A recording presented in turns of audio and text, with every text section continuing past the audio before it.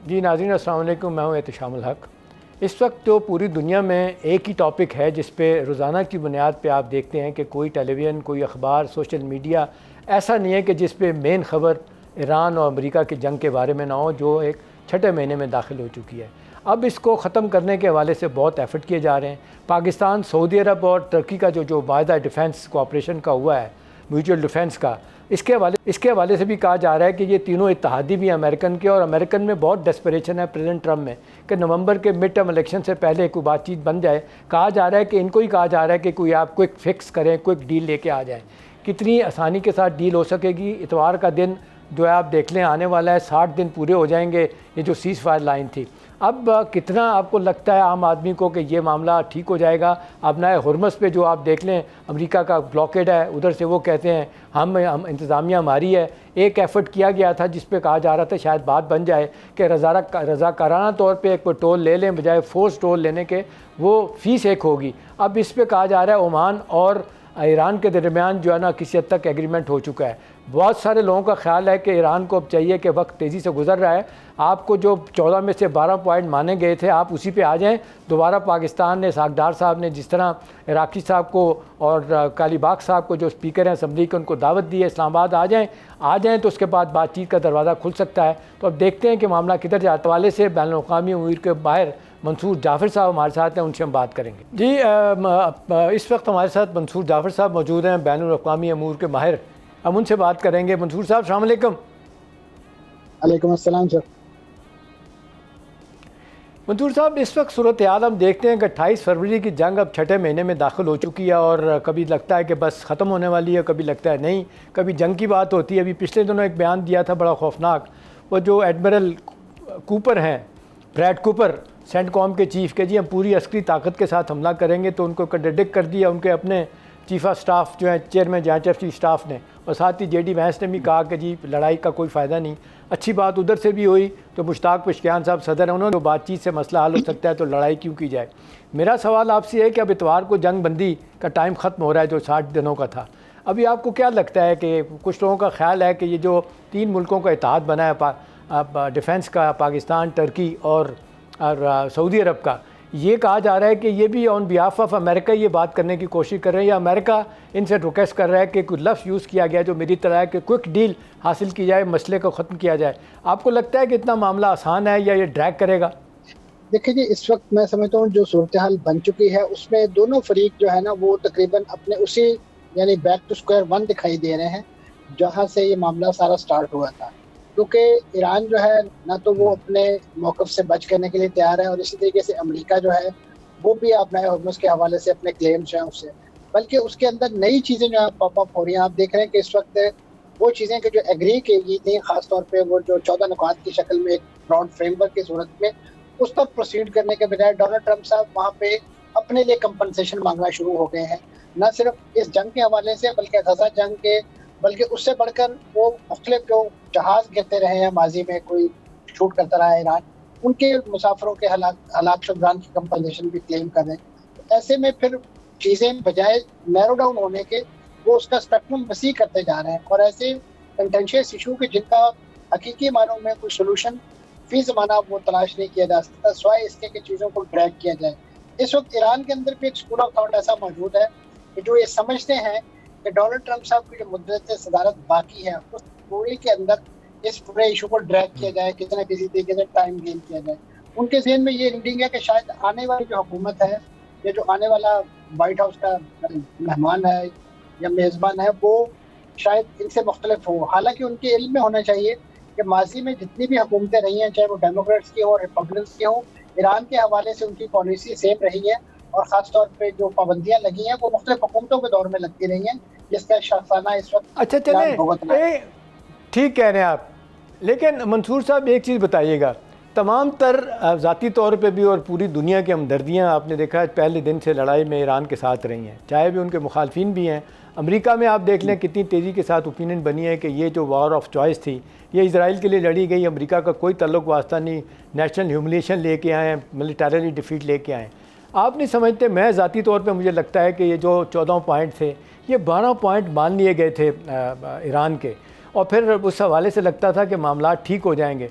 پھر آپ نے دیکھا کہ سپریم لیڈر کے جب ان کو دفنایا جا رہا تھا، ان کی آخری رسومات ہو رہی تھیں، بغیر کسی پرووکیشن کے آپ نے دیکھا کہ ایران نے قطر کے اور سعودی عرب کے آئل ویسل پہ حملہ کیا. اس سے اوپینین ایران کے خلاف بھی ہوئی.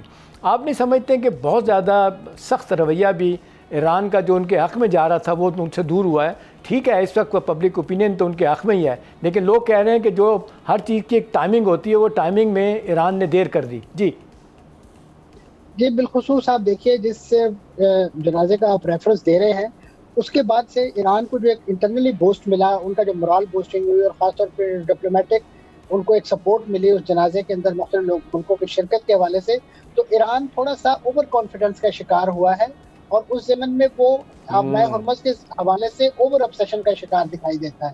یہی وجہ ہے کہ انہوں نے ایک معمولی سی بھی وائلیشن جو ہے اس کو بجائے اس پروسیجر کے تحت حل کرنے کے جو 14 نکات ہے اس کے اندر طے کیا گیا تھا کہ ہاٹ لائن ٹائم ہے وہاں پہ کوئی شکایت کی جائے بتایا جائے، انہوں نے ڈائریکٹ ایکشن جو ہے اس میں بلیو کیا اور اس کے نتیجے میں چیزیں یقیناً پھر ایسے مفاد پر آ گئی.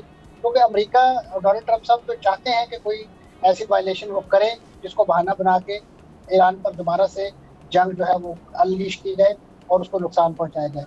اب یہ وہ ایک میں سمجھتا ہوں بے صبری کا مظاہرہ جو کیا گیا ہے، کیونکہ ایران کو شاید اس بات کا خدشہ ہے کہ شاید امریکہ کا جو ریہارٹریک ہے، جو نریٹو ہے، خاص طور پہ جو ایکشنز ملٹری، اس کے نتیجے میں کہیں ان کا یہ جغرافیہ بالخصوص سے جو آپ نے حکومت سے متعلق جو ان کا ایج ہے ان سے چیک. لیکن منصور صاحب یہ تو امریکی اخبارات دیکھ لیں، لیٹسٹ جو پچھلے 2 دن کے اخبارات کی خبریں میں نے New York Time, Washington Post, Wall Street Journal کی دیکھی ہیں، BBC کی رپورٹ، گارڈین بھی یہی کہتا ہے کہ اب جنگ والی صورتحال تو شاید امریکہ کو وارہ ہی نہیں کھاتی، وہ اس قابل ہی نہیں ہے. ایک تو کہتے ہیں سٹاک پائل تیزی کے ساتھ ان کے ختم ہو رہے ہیں، دوسرا یہ ہے کہ اب جنگ اگر یہ رہتی ہے تو امریکن پبلک اوپینین اور خلاف ہوگی. آپ دیکھیں روزانہ ایک بیان دیتے ہیں کہ جس دن جنگ بند ہوگی تیل کی قیمت کم ہو جائے گی پریزیڈنٹ ٹرمپ. تو آپ کو نہیں لگتا کہ اس وقت صورتحال جتنی تیزی کے ساتھ بگڑی تھی بدلنے کی کوشش کی جا رہی ہے؟ محسن نقوی صاحب جس طریقے سے ابھی آپ دیکھیں دورہ کر کے آئے ہیں، فیلڈ مارشل صاحب کا کہا جا رہا ہے پیغام پہنچایا، اور یہی اب کہا جاتا ہے کہ فیلڈ مارشل صاحب تو کچھ لوگ تو کہتے ہیں روزانہ کی بنیاد پہ وہ اپنا ایرانی لیڈرشپ کے ساتھ بھی رابطے میں ہیں، پریزیڈنٹ ٹرمپ کے ساتھ بھی. آپ کو لگتا ہے کہ محسن نقوی صاحب کے بیان کے بعد، اس دورے کے بعد کچھ لگتا ہے کہ کوئی آپ کو نظر آتا ہے کہ سلور لائننگ یا موقف میں تھوڑی سی لچک ایران پیدا کرے گا، اور جو دعوت اسحاق ڈار صاحب نے دی ہے ان کو، بالی کالی باغ صاحب کو اور عراقی صاحب کو اسلام آباد آئیں، اس کے لیے کوئی راہ ہموار ہو سکتی ہے؟ دیکھیے اس وقت میں سمجھتا ہوں جو ایران کا موقف ہے اس میں نرمی آنا ایک ناگزیر بات ہے، اور خاص طور پہ یہ جو سچویشن آپ بتا رہے ہیں جس انداز سے ڈپلومیٹک چیزیں چل رہی ہیں اس کے نتیجے میں یقیناً ایران کو یہی بات سمجھانے کی کوشش کی جا رہی ہے کہ دیکھیے یہ جو ڈیفنس پیکٹ کیا گیا ہے یہ کسی کے خلاف نہیں ہے، نہ تو ایران کے خلاف ہے، کیونکہ اس وقت ویسٹ کے اور اسرائیل کے بعض حلقے اس سے سیکٹیرین رنگ دینے کی کوشش کر رہے ہیں کہ شاید یہ 3 سنی اسٹیٹس آپس میں مل گئی ہیں اور ایران کو بینگ ایک ڈفرنٹ سیکٹ کے فالوور ان کو کنٹین کرنے کی یا ان کو انسرکل کرنے کی کوشش کی جا رہی ہے. اس وقت ایران کو یہ بات بتائی جا رہی ہے کہ یہ معاہدہ جو ہے اگر آپ اس میں شریک ہوتے ہیں تو آپ ہی کا وہ موقف ری انفورس ہوتا ہے کہ جس کے نتیجے میں آپ بڑی پرانی خواہش رکھتے ہیں کہ امریکہ اس خطے سے چلا جائے اور اپنا بوریا بستر گول کر لے، تو وہ راتوں رات تو ممکن نہیں ہوگا، لیکن بہت ساری چیزیں، بہت سارے ایسا مینجمنٹ کیا جا سکتا ہے کہ جس کے نتیجے میں ریجن کا جو سیکورٹی پیراڈائم ہے وہ کسی نہ کسی طریقے سے شفٹ ہونا شروع ہو، اس پہ دیگر ممالک میں اگر شریک ہو جاتے ہیں تو ایسے میں امریکہ کے پاس یا خاص طور پہ ان ملکوں کے پاس کوئی ایسا جواز نہیں رہ جاتا کہ وہ اتنی بڑی اسپینڈنگ جو ہے ایک ایسی صورت میں کر رہے ہوں کہ جس کا انہیں ان کا لانگ رن جو ہے کوئی فائدہ بھی نہیں ہے، وہ ایک لائبلٹی کے طور پر امریکہ یقیناً. اچھا جعفر صاحب یہ بھی منصور صاحب ایک بات کی جاتی ہے، ٹھیک کہہ رہے ہیں آپ، یہ بھی بات کی جاتی ہے کہ اصل بینیفیشریز جنگ کے جو ہے نا وہ چائنا اور رشیا ہیں. اب یہ کہتے ہیں کہ یہ سلسلہ نیو ورلڈ آرڈر کا جو کہا جاتا ہے کہ 2023 میں جب پریزیڈنٹ جی شی پن نے جو دورہ کیا تھا ماسکو کا اور پریزیڈنٹ پوٹن سے بات ہوئی تھی، یہ کہتے ہیں وہاں سے سلسلہ شروع ہوا تھا. 2023 میں آپ نے دیکھا روڈ اینڈ بیلٹ انیشیٹو جو $3 ٹریلین کا پروجیکٹ ہے شروع کیا گیا تھا. اب یہ کہا جا رہا ہے کہ جی گلوبل نارتھ جو ہے نا وہ ڈکلائن کر رہا ہے، گلوبل ساؤتھ وہ جو ہے نا ابھر رہا ہے. آپ کو لگتا ہے کہ نیو ورلڈ آرڈر میں واقعی اب چائنا اور اس کے بعد ماسکو اور باقی ممالک بھی سامنے آئیں گے، اور جس طریقے سے یو این کی ایک سیڈ ڈیمائز بظاہر ہو رہا لگ رہا ہے، نیٹو کرمبل کر رہا ہے، امریکہ وہ اب صرف اپنے ویسٹرن ایم سی ایف کی طرف جا رہا ہے، اب تو کہہ رہے ہیں یہ کیوبا میں رجیم چینج کی باتیں وہ کر رہے ہیں، تو آپ کو لگتا ہے کہ یہ اب واقعی گلوبل ساؤتھ ابھر رہا ہے اور اس کے بینیفیشری اور چائنا اور رشیا ہیں؟ جی دیکھیے، خاص طور پہ بھی جو ریسنٹلی ایک جو India Middle East Europe corridor جو ہے اس کے حوالے سے جو خبریں پچھلے دنوں بڑی گرم تھی کہ اس کو ایکٹیو کرنے کی کوئی متبادل کے طور پہ، تو وہ بھی ایک لحاظ سے بڑا چیلنج ہے، خاص طور پہ یہ جو چائنا کا ون روڈ ون بیلٹ والا جو پروجیکٹ ہے اس حوالے سے، تو اس کو تو جو غزہ جنگ ہے اس کے نتیجے میں بالکل وہ تلپٹ ہو گیا۔ 3 دن پہلے وہ اس کو لانچ کیا گیا تھا اور اس کے بعد آپ نے دیکھا کہ وہ آپ کو اس وقت کہیں دکھائی نہیں دے رہا۔ ایران کی جو انیشیٹو اس وقت جاری ہیں وہ اس نوعیت کے پروجیکٹس کو دوبارہ ریوائول کا موقع دے رہے ہیں کہ آبنائے ہرمز اگر بند ہوتی ہے تو یہ متبادل روٹس اس وقت ایک سعودی عرب کے اندر وہ جو ایسٹ ویسٹ پائپ لائن ہے اس کو ریوائیو کرنے کی باتیں ہو رہی ہیں، فجیرہ پورٹ کو ریوائیو کرنے کی۔ اس پورے کرائسس کے اندر، اس پورے پروسیس کے اندر اس وقت حقیقی معنوں میں ایران لوزر ہے۔ یقیناً اس وقت ایران جن ملکوں سے چائنا جن ملکوں سے تیل لیتا ہے اس میں سب سے بڑا خود ایران ہے، اور اس وقت جو بندش کر رکھی ہے، بلاکر لگا رکھا ہے امریکہ نے، اس کے نتیجے میں ایران اپنا تیل جی منصور صاحب، یہ میرا خیال ہے یہ بہت ہی اہم نقطہ آپ نے بتایا ہے کہ معاملہ جو آبنائے ہرمز پہ رکا ہوا ہے۔ ابھی دیکھیں جس طریقے سے اب کہا جا رہا ہے کہ جی ایک نئے روٹس کی بات ہو رہی ہے ریڈ سی میں، اور باقی جگہوں پہ باتیں ہو رہی ہیں کہ شاید 2 سال لگ جائیں، لیکن یہ ایران کے اوپر جو کہا جا رہا تھا کہ جی یہ ایک فورس ٹول کی بجائے ان کو رضاکارانہ طور پہ وہ ٹول لے لیں، جو کہا جاتا ہے بنیادی طور پہ ایران اور عمان کے درمیان ایک معاہدہ ہوا ہے یا انڈرسٹینڈنگ پیدا ہوئی ہے۔ تو آپ نے بالکل ٹھیک کہا، بہت سے حوالوں سے میرا خیال ہے بہت وقت ضائع ہو چکا ہے۔ اب اس وقت ضرورت اس ہے کہ ایران امریکہ کی صورتحال کو دیکھتے ہوئے اب میں انتظار کرے کہ جی ہم نے اب یہ جو نومبر کے الیکشن کے بعد ہم یہ خیر اس میں پوسٹرنگ ہو سکتی ہے، بیان بازی ہو سکتی ہے، لیکن میرا خیال ہے آپ کی اس بات میں بڑا وزن ہے کہ ایران کو بھی اب اپنا نرم رویہ اختیار کرنا چاہیے۔ منصور جعفر صاحب بہت شکریہ ادا کرتے ہیں آپ کا۔ ایک بریک کا وقت ہوتا ہے جی، واپس آتے ہیں، ہمارے ساتھ رہیے گا۔ ویلکم بیک جی ناظرین، اس وقت صورتحال یہ ہے کہ آزاد کشمیر میں الیکشن ہو چکی ہیں، پی ایم ایل این برتری حاصل کر چکی ہے، لگتا ہے کہ حکومت وہی بنائیں گے، لیکن ساتھ ساتھ آپ دیکھ لیں پیپلز پارٹی کے ساتھ بھی ان کے اختلافات چل رہے ہیں، مرکز میں دونوں اتحادی ہیں، لیکن ساتھ ساتھ آپ دیکھ رہے ہیں کہ پیپلز پارٹی والے پی ٹی آئی سے بھی بات کر رہے ہیں اور وہ کہتے ہیں کہ جی ہم آپ سے اتحاد کرتے ہیں، پی ٹی آئی والے کہتے ہیں سارے آئینی عہدے چھوڑیں تو پھر آپ کے ساتھ بات ہوگی۔ آج کا دن جمعرات کا دن ناظرین بڑا اہم ہے۔ جو سی ایم ہیں چیف منسٹر کے پی کے سہیل آفریدی صاحب، انہوں نے آج جمعرات کے دن کی وارننگ دی ہے، ڈیڈ لائن دی ہے، دھمکی دی ہے۔ انہوں نے کہا ہے کہ اگر آج ہمیں بانی پی ٹی آئی سے ملاقات کی اجازت نہیں دی جاتی تو پھر ہم 27 سپٹمبر کا جو ہمارا پروجیکٹ ہے، جو ہم کہہ رہے ہیں جی 20 لاکھ لوگوں کو لے کے اسلام آباد آئیں گے، اسلام آباد بھی آ سکتے ہیں اور یا پھر مڈیالہ جیل بھی جا سکتے ہیں۔ اب یہ دیکھنا ہے کہ معاملہ کدھر جائے گا، لیکن ایک نئی صورتحال پیدا ہو گئی ہے۔ اس وقت صورتحال جو ہے کہ جس طریقے سے پرانے پی ٹی آئی کے لوگوں کو اکٹھا کیا جا رہا ہے، ایک میسیج کے ذریعے ایک صاحب جو جیل سے ہو کے آئے واپس، جن کے بارے میں ابھی نہیں پتہ ان کے بارے میں، اور وہ ایک پیغام خاص طور پہ بانی پی ٹی آئی کا لے کے آئے اکبر ایس بابر کے بارے میں، جو پرانے پی ٹی آئی کے ورکر ہیں اور ان کے ساتھ کھڑے رہے، جنہوں نے آپ نے دیکھا بلے کا نشان بھی نہیں لینے دیا، فارن فنڈنگ میں بھی پی ٹی آئی کو ٹف ٹائم دیا۔ تو اب یہ کہا جا رہا ہے کہ جی اپیرنٹلی بظاہر لگ رہا ہے کہ بانی پی ٹی آئی بہت ہی مایوس ہو چکے ہیں، جو جتنے لوگ نئے آئے، سیاسی جماعتوں کے آئے، باقی اب وہ چاہ رہے ہیں کہ جتنے نظریاتی لوگ ہیں ان کو اکٹھا کیا جائے۔ انہی نظریاتی لوگوں میں آپ نے دیکھا کہ مولوی محمود صاحب بھی ہیں، جو چھوڑ کے پیچھے چلے گئے یا ان کی بات نہیں مانی گئی، لیکن وہ بھی کوشاں ہیں۔ عمران اسماعیل جو گورنر ہیں فواد چودھری کے ساتھ مل کے وہ چاہتے ہیں کہ پی ٹی آئی کے ساتھ کوئی ریلیف کا معاملہ نکالا جائے۔ تو ہمارے ساتھ موجود ہے، ویلکم کرتے ہیں محمود مولوی صاحب، السلام علیکم۔ وعلیکم السلام۔ جی محمود صاحب، آپ کو کیا لگتا ہے کہ یہ 3 سال کے بعد بانی پی ٹی آئی کو یہ خیال آتا ہے کہ ان کی پارٹی کے اندر اختلافات، ان کو لگتا ہے کہ اس وقت جتنے لوگ ہیں جو بظاہر صورتحال ہے کہ سارے کے سارے اپنے مفادات کے تحت کام کر رہے ہیں، کور کمیٹی کی میٹنگ میں لڑائی جھگڑا، پولیٹیکل کمیٹی میں لڑائی جھگڑا، اس کے بعد پارلیمانی کمیٹی میں لڑائی جھگڑا، چکزئی کو ناصر عباس صاحب کو بنایا انہوں نے اور اب ان کو بھی سائیڈ لائن کر دیا گیا۔ آپ کو کیا لگتا ہے کہ اس سٹیج پہ یہ پیغام دینے کا کیا بانی پی ٹی آئی کا مطلب ہو سکتا ہے، اور آپ کو یہ کتنی خوش آمدید لگتی ہے کہ جو پرانے لوگ ہیں، جو واقعی نظریاتی لوگ تھے، جنہوں نے کچھ اپنی ذات کے لیے کچھ نہیں حاصل کیا، جس میں آپ بھی شامل ہیں، آپ کو لگتا ہے کہ بانی پی ٹی آئی کو اس وقت جو احساس ہوا ہے اس سے پارٹی کا ریوائول صحیح معنوں میں ہو سکتا ہے؟ بسم اللہ الرحمن الرحیم. دیکھیں پہلے تو اس کی اتھینٹسٹی دیکھنی ہے کہ یہ جو بابر صاحب کہہ رہے ہیں کہ اس کی حقیقت کیا ہے. تو کیونکہ جب تک اس کی ایگزیکٹ حقیقت پتہ نہیں پڑے گا تو اس پہ میں ایگزیکٹلی کمنٹس نہیں کر سکوں گا. جہاں تک دیکھیں آپ یہ نئی قیادت کی بات کر رہے ہیں کے پی کے دیکھیں خان صاحب کے پاس بھی انفارمیشن تو جاتی ہوگی، اور اگر خان صاحب کے پاس نہیں جاتی تو ان کی بہنوں کے پاس اور ان کے جو دوسرے عزیز ہیں جو قریب کے لوگ ہیں ان کے پاس جا رہی ہے کہ کے پی کے میں دیکھیں اربوں روپے لوگ پیسے بنا رہے ہیں. کے پی کے میں اور سندھ حکومت میں کوئی فرق نہیں رہا ہے. آپ مجھے بتائیں نا کہ 3 سال میں اربوں روپے بنائے ہیں، وہ اربوں روپے کس کو دیے گئے ہیں؟ دیکھیں نا وہاں تو لوٹ مار کا بازار گرم ہے. تو وہ تو چاہیں گے نہیں کہ دیکھیں خان صاحب رہا، وہ تو چاہیں گے دیکھیں جی اگر کیونکہ جس دن خان صاحب میرے خیال سے باہر آئے یا ملاقاتیں بھی لوگوں سے ہو گئی تو کے پی کے جو اس وقت حکومت میں بیٹھے ہیں وہ تو میرے خیال سے ان کو ان کی سیٹ تبدیل ہو جائے گی. اسی لیے وہ یہ کہانی کر رہے ہیں کیونکہ یہ بھی ایک ویو ہے کہ وہ چاہتے نہیں ہیں کہ خان صاحب سے ملاقات ہو، کیونکہ ملاقات ہوگی ہو سکتا ہے خان صاحب کہیں کہ بیٹا ایسا کرو تم اب یہ سیٹ چھوڑ دو.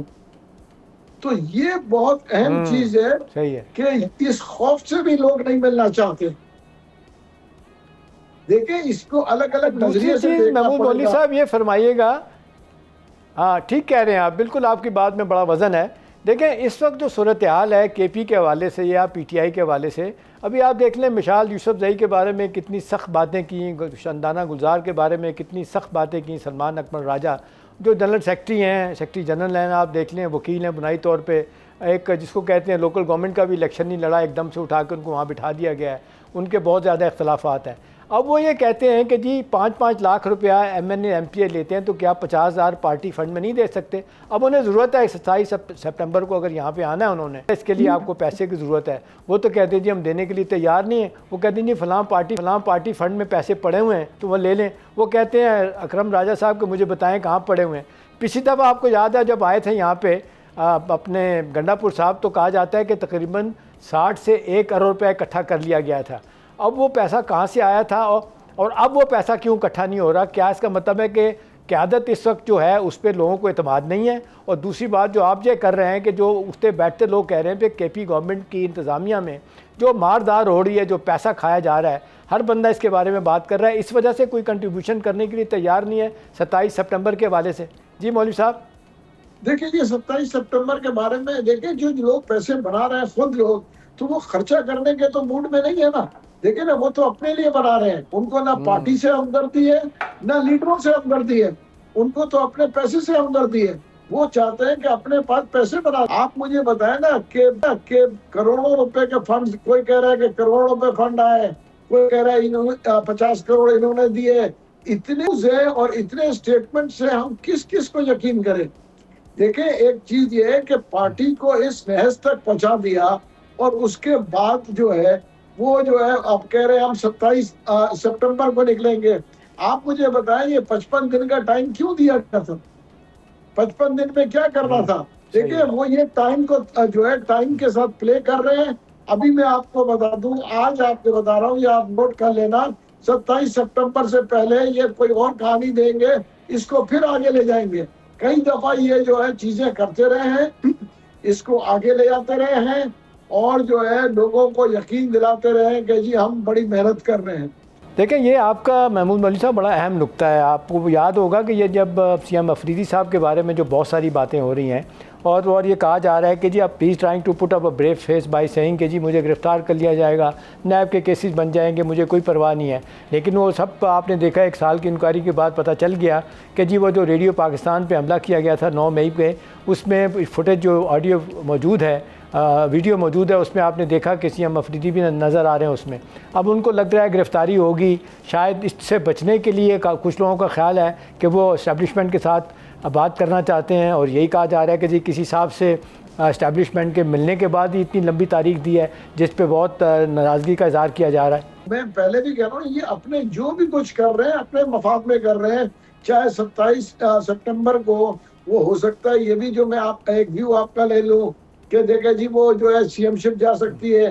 اور دیکھیں میں آپ کو یہ اوپنلی آپ کے چینل پہ کہہ رہا ہوں کہ 90% لیڈرز ٹھیک ہے نا آلریڈی جو ہے اداروں کے ساتھ جو ہے ان کے تعلقات ہیں. 90% لیڈرز اس وقت کے جو پی ٹی آئی کے ہیں ان کے اداروں کے ساتھ ان کے بالکل آہنگی ہے. جی محمود مولوی صاحب یہ بڑا آپ کا اہم نقطہ ہے. آپ کو یاد ہوگا پچھلی دفعہ جب گنڈا پور تھے اپنا کیا کہتے ہیں چیف منسٹر تھے تو انہوں نے اس وقت بڑی کوشش کی تھی اور محسن نقوی سے ملاقات کی تھی اور بڑی خبریں آئی تھیں. علیمہ بی بی نے بڑی ناراضگی کا اظہار کیا کہ جی کیوں ملاقات کی ہے. اس کے بعد آپ نے کہا بیرسٹر صاحب بھی ان کے ساتھ ملے تھے. بعد میں کنفرم ہو گیا ان کی ملاقات ہوئی تھی اور کہا جا رہا تھا کہ انہوں نے کہا کہ چلیں کوئی ریلیف حاصل کیا جائے بجائے مزاحمت کرنے کے کوئی راستہ نکالیں ایسا اور آرام سے حکومت کر سکیں. آپ کو لگتا ہے کہ اس طرح کی لائن پہ پھر کوئی دوبارہ سے کام ہو رہا ہے؟ آپ تو اب اپنا ایفرٹ کر ہی رہے ہیں. یہ جو پرانے لوگ ہیں ان کا یہ خیال ہے کہ محسن نقوی صاحب بھی بیچ میں ایک آدمی ہے جو اسٹیبلشمنٹ کے ہیں ان کے ذریعے ہی کوئی ہم ریلیف حاصل کر سکتے ہیں. تو اس میں آپ کو کچھ نظر آتا ہے کہ اس میں کوئی سچائی ہے؟ دیکھیں اسٹیبلشمنٹ کے ساتھ اس وقت جو ہے گنڈا پور صاحب بات نہیں کر رہے ہیں. اسٹیبلشمنٹ کے ساتھ جو ہے جو اس وقت اقتدار میں بیٹھے ہیں وہ لوگ بات کر رہے ہیں. ٹھیک ہے نا میں نام نہیں لینا چاہتا ہوں میرے پاس بھی پوری انفارمیشن ہے. جو اس وقت برسر اقتدار پی ٹی آئی میں بیٹھے ہیں وہ باتیں کر رہے ہیں. ٹھیک ہے نا یہ صرف اور صرف ورکرز کو انہوں نے جو ہے لال بتی کے پیچھے لگایا ہوا ہے. ٹھیک ہے نا ان میں سے 90% لوگ جو ہیں آلریڈی جو ہے کانٹیکٹس میں ہیں اور اپنے اپنے کام کر رہے ہیں. آخری چیز ایک مولوی صاحب بتا دیجیے گا کہ یہ اتنی بد اعتمادی جو پارٹی کی لیڈرشپ پہ اس وقت ہے بہنوں کو بھی اور بانی پی ٹی آئی کو بھی اور کوئی راستہ ان کو نظر نہیں آ رہا اور آپ کی بات میں بڑا وزن ہے کہ مفاہمت کی بات کرنی چاہیے مزاحمت سے ہمیشہ نقصان ہی ہوا ہے. آپ کو لگتا ہے کہ پارٹی کے اندر کچھ ایسے لوگ ہیں جو چاہتے ہیں مفاہمت ہو لیکن ان کی بات نہیں سنی جاتی؟ دیکھیں میں کہوں گا کہ میری کئی لوگوں سے بات ہوئی ہے اور وہ کہہ رہے ہیں کہ ہمیں مفاہمت کرنا چاہیے. میں یہ بھی کہوں گا کہ میں کہوں گا 70-80% لوگ مفاہمت کی بات کرتے مگر جو ٹولہ برسر اقتدار ہے جن کے مفادات لگے ہوئے ہیں وہ مفاہمت کے نزدیک نہیں آنے دیں گے.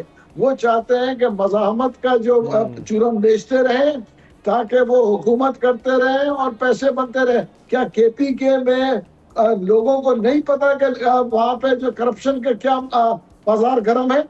کیا اگر میں غلط کہہ رہا ہوں کہ وہ ورکر سے پوچھ لیں کے پی کے لوگوں سے پوچھ لیں کہ کے پی کے میں رشوت کا بازار گرم ہے یا نہیں ہے. بالکل صحیح ہے. اور اس سے زیادہ پریشان کن بات یہ ہے محمود مولوی صاحب کے جو الزامات لگتے رہے ہیں کہ جو کے پی میں دہشت گردی ہے انڈائریکٹلی اس کو ان کی حمایت حاصل نہیں ہے. ابھی آپ دیکھ رہے ہیں کہ یہ جنازوں میں جانا شروع کیا ہے شہداء کے انہوں نے سہیل آفریدی صاحب نے ورنہ تو یہ کہتے تھے نہیں جی یہ تو جنگی ہماری نہیں ہے. تو ان کو بھی کوئی خدا کا خوف ہونا چاہیے کہ آپ کے لوگ شہید ہوتے ہیں پولیس والے مارے جاتے ہیں فوجی مارے جاتے ہیں آپ ان کے جنازوں میں نہیں جاتے ان کے موقف افغانیوں کے اور دہشت گردوں کے موقف کو آپ سپورٹ کرتے ہیں.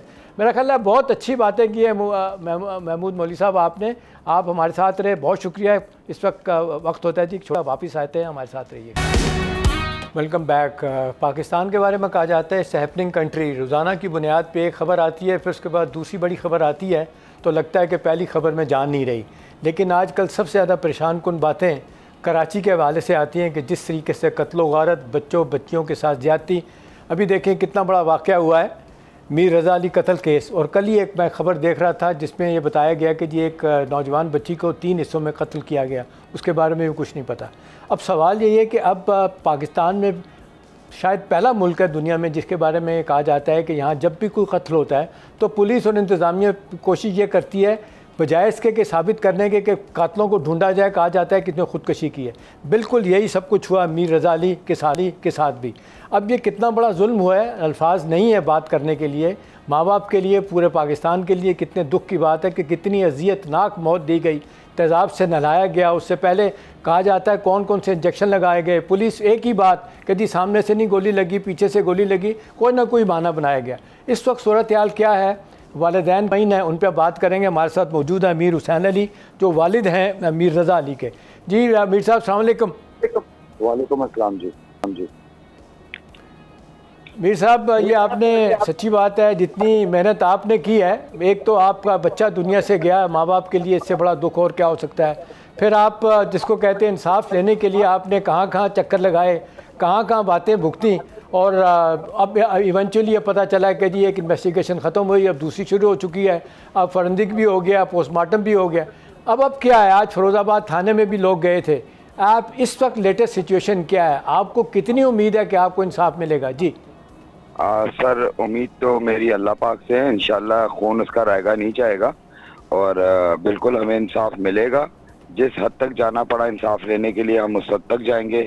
جتنی بھی لوگ اس کو طاقتور لوگ اس کو روکنے کی کوشش کریں، ہم نہیں رکیں گے، اور انشاءاللہ آج دیکھیں، آج یہ پہلا سٹیپ ایک ہوا ہے کہ جو ہم چاہ رہے تھے کہ جن پرانی انویسٹیگیشن جو ٹیم تھی، جو فیروز آباد ایس ایچ او گلستان جوہر، ڈی ایس پی آفریدی صاحب، سمیع اللہ صاحب، ابھی سٹارٹ ہوئی ہے سر فیروز آباد سے انویسٹیگیشن، ان لوگوں سے جنہوں نے اس میں کوشش کی ہے ٹیمپرنگ کرنے کی، جنہوں نے کوشش کی ہے کہ اس کا ٹائم جو ہے نا ایکسپینڈ کیا جائے، ثبوتوں کو، کچھ چیزوں کو، ویڈیوز کو ختم کیا جائے۔ ابھی تک ہمیں ویڈیوز نہیں دی گئی ہیں، ہم مطلب تقریباً 10 دن ہو گئے، آج دے رہے ہیں کل دے رہے ہیں، اس طرح کی ویڈیوز کا بولا گیا ہمیں، مگر ہمیں نہیں دیا گیا، ہمیں لوپ میں نہیں رکھا گیا۔ پچھلی انویسٹیگیشن ٹیم کے حوالے سے بات کر رہا ہوں میں، کرنٹ ٹیم کے حوالے سے ابھی بات نہیں کر رہا ہوں ٹھیک میں، رائٹ سر؟ تو اس کے حوالے سے ان کو میری نظر، جی فرمائیے۔ جی نہیں، آپ بات مکمل کیجئے پوری کہ آپ کی نظر میں کیا، بتائیے، ضرور بتائیے۔ جی بالکل میری نظر میں یہ ہے کہ یہ جو پریویس انویسٹیگیشن ٹیم تھی، کیا یہ قوم کی حفاظت کر سکتی ہے؟ کیا یہ آگے جو نوجوان نسل ہے ان کی حفاظت کر سکتی ہے؟ نہیں سر، نہیں کر سکتی۔ ان لوگوں کو اسپورٹس سے خود ہی استعفیٰ دینا چاہیے۔ یہ لوگ اس چیز کے وہ نہیں ہیں کہ ایک بچے کی، ایک جوان بچہ گیا ہے، وہ بچہ گیا ہے جو مرنے سے پہلے بھی لیجنڈ تھا اور مرنے کے بعد بھی لیجنڈ ہوا ہے، رائٹ سر؟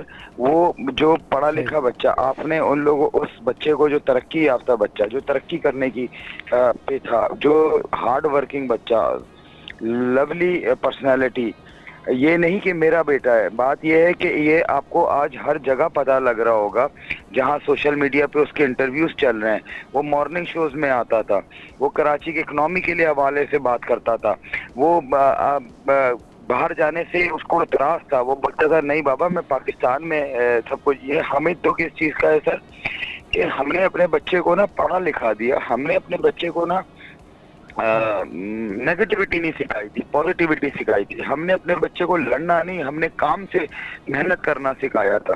بس ہمیں دکھ اس بات کا ہے کہ ہم اپنے بچے کو بچا نہیں سکے اور اپنے بچے کو جو ہے نا نیگیٹیوٹی نہیں سکھائی۔ کاش ہم نے نیگیٹیوٹی سکھا دی ہوتی اس کو، کاش ہم نے اس کو دیکھیں نہیں میر صاحب، یہ پڑھایا بہت ہوتا۔ بڑی بات کی آپ نے بچے کی تربیت جو کی ہے۔ دیکھیں میرا خیال ہے یہ کیس اب یہاں پہ نہیں رکے گا، یہ پورے پاکستان میں یہ ایک ٹیسٹ کیس بنے گا، اور اس کے بعد سے آپ دیکھیں اب حکومتوں کی نااہلی، غفلت اپنی جگہ پہ۔ ابھی دیکھیں نا، پولیس کے آئی جی خود مان رہے ہیں کہ جی پولیس کی کوتاہی ہوئی ہے، غفلت ہوئی ہے۔ بھئی اتنا قتل سے بڑا ظلم کچھ ہو سکتا ہے؟ نبی صلی اللہ علیہ وسلم کا کہنا ہے کہ ایک ناجائز، ایک ناحق قتل پوری انسانیت کا قتل ہے، ایک انسان کو بچانا پورے انسانیت کو بچانے کے بارے میں ہے۔ لیکن کراچی میں تو لگتا ہے کہ وہ ہندوستان کے بارے میں کہتے ہیں، انڈیا کے بارے میں، دہلی میں کہ rape of the capital, Delhi is the new rape of the capital. یہ تو میرا خیال ہے کرائم کا کیپٹل بن گیا کراچی۔ میرا سوال میر صاحب آپ سے یہ ہے، جس طریقے سے شروع میں آپ نے عدم اعتماد کا اظہار کیا، اس کے بعد پھر بہت کچھ ہوا، میڈیا نے اٹھایا، سوشل میڈیا نے اٹھایا، اس وقت صورتحال یہ ہے کہ جتنے ہم دیکھتے ہیں بیک فٹ پہ ہے سندھ حکومت بھی، ادارے بھی، پولیس بھی۔ آپ کو لگتا ہے کہ صحیح لائنوں پہ انویسٹیگیشن ہو رہی ہے، پروسیکیوشن اپنا کیس اس بارے میں کوئی بنا پائے گی، یا آپ کو لگتا ہے کچھ لوگ کہہ رہے ہیں کہ جی ملزم تو شاید بھگا دیے گئے ہیں؟ یہ بھی کہا جا رہا ہے کہ یہ وہ گینگ ہے کہ جس سے لوگ سارے ڈرتے ہیں، پولیس والے بھی ڈرتے ہیں، تھوڑے دنوں کی بات ہوگی اس کے بعد معاملہ ختم ہو جائے گا۔ آپ کو لگتا ہے خدا نہ خواستہ ایسی چیز ہے؟ سر مجھے تو نظر یہی آ رہا ہے سر، مجھے تو افسوس اس چیز کا ہے کہ یہ اتنے بڑے بڑے ذمہ دار پولیس والے کس طرح کی انہوں نے غفلت کی، کس طرح کا انہوں نے انویسٹیگیشن کی، اور یا تو انہوں نے ٹائم کنزیوم کیا، ڈیز کنزیوم کیے، اور اس کو بھگانے میں انہوں نے اس چیز کو ختم کرنے میں اور ثبوت ختم کرنے میں، ٹیمپرنگ کرنے میں، اور ان لوگوں کو اسپیس دینے کے لیے ہمارے ساتھ اس طرح کا کیا انہوں نے ہمارے سر مجھے تو افسوس اس چیز کا، کس چیز کا، کیا ان لوگوں کی اولاد نہیں ہے سر؟ ان لوگوں کی پاس میرا تو اکلوتا بیٹا تھا، وہ تو چلا گیا سر. اب میں آگے کسی اور بچے کے ساتھ یہ ظلم ہونے نہیں دوں گا، کسی صورت میں نہیں ہونے دوں گا. جو انہوں نے میرے بچے کے ساتھ ظلم کیا، میرے بچے کی لاش پہ کھیلنے کی کوشش کی، حکومت سندھ کو بھی یہ سوچنا چاہیے کہ انہوں نے ان کا کس طرح سے پولیس کو بھی انہوں نے ڈیفینڈ کیا. میں آپ کے توسط سے بھی میڈیا کا بہت شکریہ ادا کروں گا جو ہماری بات کو پہلے دن سے لے کے چلتے رہے. ہم پہلے دن سے بتا رہے ہیں کہ بچے کو اس کو ٹارچر کیا گیا، اس کا بروٹل مرڈر ہے، مگر کوئی ماننے کے لیے تیار نہیں تھا. اور پولیس انویسٹیگیشن جو اچھا میر صاحب، یہ جو آپ نے بات کی ہے، آپ یہ جو بات کر رہے ہیں کہ کیا ان لوگوں کی اپنی اولادیں نہیں ہیں، دیکھیں تجربات کچھ بتاتے ہیں کہ پولیس میں، مجھے اچھی طرح یاد ہے 80s میں پنڈی میں بہت زیادہ ہیروئن ایڈکٹ ہو چکے تھے. اس میں ایک ایس ایس پی تھے یا ڈی ایس پی تھے. اب اس سے پہلے کوئی پولیس والا جو ہے نا اس میں دلچسپی نہیں لیتا تھا کہ یہ تیزی کے ساتھ پنڈی شہر جو ہے نا یہ منشیات کے لوگ نوجوان عادی بنتے چلے جا رہے ہیں. تو ایک ڈی ایس پی یا ایس پی تھے کوئی، ان کے صاحبزادے خود جو ہے نا وہ اس ڈگر پہ چل پڑے. اس کے بعد وہ کہتے ہیں کہ وہ ڈی ایس پی صاحب، ایس پی صاحب کو پہلی دفعہ ہوش آیا جب اپنا بچہ دیکھا کہ بھئی یہ تو کسی قابل نہیں رہا، اور پھر ڈاکٹر نے بتایا کہ یہ تو مر جائے گا. اس کے بعد سے کہا جاتا ہے انہوں نے توبہ کی، اور پنڈی میں انہوں نے پھر ایک بہت ہی خوفناک، مجھے یاد ہے 80s میں ایکشن لیا، اور پھر جگہ جگہ انہوں نے اس طرح کے لوگوں کو پکڑا اور پھر گرفتار کروایا، ان کو سزائیں دلوائیں. تو بات یہ ہے کہ ان کے تو جس کو کہتے ہیں کہ اس وقت ان کو خیال آئے گا جب ان کے اوپر بنے گی، لیکن معذرت کے ساتھ رویہ ہی ایسا ہو چکا ہے. ایک چیز بتائیں جو آج کی خبر ہے، ایک نیا اینگل دینے کی کوشش کی جا رہی، کہا جا رہا ہے کہ جی ان 10 لوگوں کو بلایا گیا تھا جن لوگوں سے آپ کے صاحبزادے مرحوم، میں تو شہید کہوں گا انہیں، کہ جو وہ قرض لیا کرتے تھے. اب یہ ایک نیا اینگل دینے کی بات ہے کہ جی جن کو شاید پیسہ انہوں نے واپس کرنا تھا ان لوگوں نے پکڑا، وہ لے گئے، انہوں نے بہانے سے مروایا ان کو. آپ کو لگتا ہے ایسی بات ہے، یا اس انویسٹیگیشن کو کوئی نیا رنگ دینے کی کوشش کی جائے گی؟ سے گزارش کروں گا، ماشاءاللہ سے آپ کافی ٹائم سے اس کرائم پہ یا اس ایسے کیسز کے اوپر ورکنگ کرتے آ رہے ہوں گے سر. آپ کیا سمجھتے ہیں کہ یہ چیز سے اس چیز کو دبایا جا سکتا ہے؟ نہیں جی، یہ آپ سمجھیں کہ یہ ویڈیو یا 10 لوگوں کی بات بھی یہ پرانی ٹیم چلا رہی ہے، پرانی انویسٹیگیشن ٹیم کر رہی ہے. نئی انویسٹیگیشن ٹیم کا کوئی اس طرح کا اگر کل ٹی وی پہ چل رہا تھا ایک نجی چینل پہ کہ آج اس کی جو ہے نا 10 لوگوں سے جو ہے نا تفتیش ہوگی، تو آج تک کوئی اس طرح کی بات نہیں ہے. آخری ایک بات بتا دیں میر صاحب، یہ جوڈیشل کمیشن بنایا جا رہا تھا تو یہ بن جانا بہتر تھا، آپ نے بھی اس کو منع کر دیا، یا آپ کو اب یقین ہے کہ اس وقت جو سندھ حکومت یا پولیس جو کر رہی ہے صحیح لائنوں پہ انویسٹیگیشن کر رہی ہے، اس لیے آپ نے جوڈیشل کمیشن کو بھی منع کیا؟ جوڈیشل کمیشن کی کوئی ضرورت نہیں ہے. جس وقت ضرورت پیش آئے گی اس وقت ہم خود اس کے اوپر جائیں گے اور ہم خود اس کو سلیکٹ کریں گے. بات یہ کہ میں تو ہم ابھی ٹرسٹیبل نہیں ہے نا. دیکھیں انویسٹیگیشن تو پولیس نے کرنی ہے. الحمدللہ ہمارے پاس پولیس میں ایسے افسران موجود ہیں جنہوں نے قوم کا سر فخر سے بلند کیا ہے. تو میں امید کرتا ہوں، عامر فاروقی صاحب پہ ہم نے اعتماد کیا ہے اور امید کرتا ہوں کہ انشاءاللہ وہ ہمیں انصاف دلانے میں پوری اپنی جو تجربہ ہے اس کو لگا کے ہمیں انصاف دلائیں گے. امید کرتے سر. دیکھیں ہماری امید، ہم نے پہلے سمیع اللہ پہ بھی ہمیں ان کو ثابت کرنے کے لیے قبر خشائی کرنی پڑی.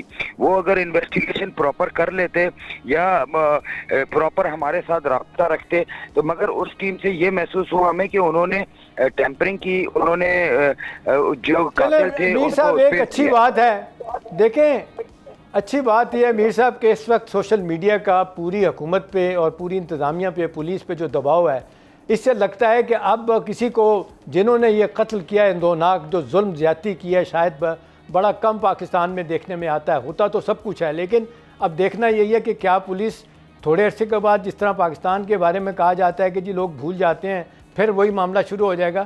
امید یہی کی جا سکتی ہے کہ یہ معاملے کو جو ہے نا منطقی انجام تک پہنچایا جائے گا، قاتلوں کو کیفر کردار تک پہنچا کے ان کو سزائیں دلوائی جائیں گی. آپ کا بہت شکریہ. اسی کے ساتھ پروگرام کا وقت ختم ہوتا ہے. اجازت چاہتا ہوں. اللہ حافظ. सब्सक्राइब करें और बेल दबाएं ताकि कोई खबर रह न जाए।